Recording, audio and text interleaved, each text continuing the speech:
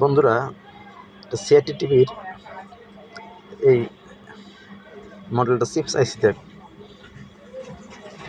করছে। এটা হচ্ছে গা সিস্টেম আইসি,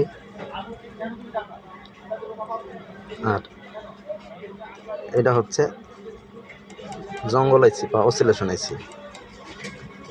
এখন এই আইসিটায় সিস্টেম থেকে একটা সুইচিং হইয়া একটা ট্রানজিস্টর আছে, এখান থেকে 8 ভোল্ট আইসিতে ঢুকে। এই যে এই পিন দিয়ে আইসিতে ঢুকে। এখন এই সিস্টেমে রিমোটে কাজ করে, আর যাবতীয় কাজগুলো এটাই করে। এখন দেখা যাচ্ছে